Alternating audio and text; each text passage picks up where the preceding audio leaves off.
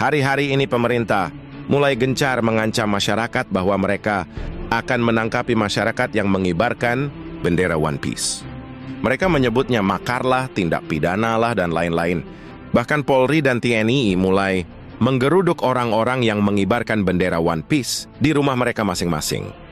Yang saya herannya adalah, mengapa tidak ada satu batang hidung pun di pemerintah ini yang punya otak? Bahkan sekelas Menko Polkam Budi Gunawan ternyata sangat tolol. Bahkan pimpinan MPR, yang seharusnya adalah representasi rakyat, tapi malah memposisikan dirinya sebagai representasi pemerintah. Ini benar-benar kebodohan yang luar biasa. Dia bahkan tidak tahu apa tugas MPR.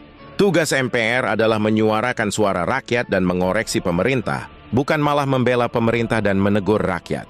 Begitu juga dengan si Vasco Otak Udang, wakil ketua DPR dari Gerindra. Benar-benar tolol dan otaknya didengkul.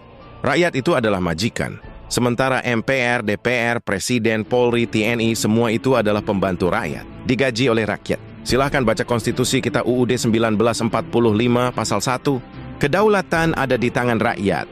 Jadi penguasa tertinggi adalah rakyat. Jadi disinilah letak ketololan mereka.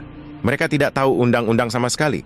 Mereka tidak paham bahwa kebebasan berpendapat dan berekspresi adalah bagian inti dari hak asasi manusia. Bahkan UUD 1945 pasal 28 jelas mengatakan, kebebasan berpendapat dan berekspresi dijamin oleh negara.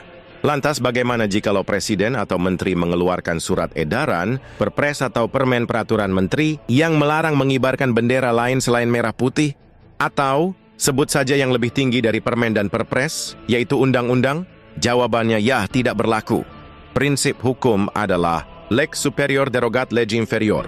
Artinya hukum tertinggi membatalkan hukum di bawahnya.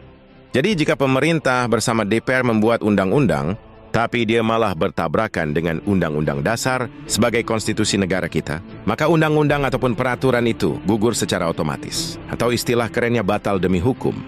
Lantas, bagaimana jika polisi dan TNI tetap menggeruduk orang yang mengibarkan bendera One Piece hanya karena mereka punya senjata?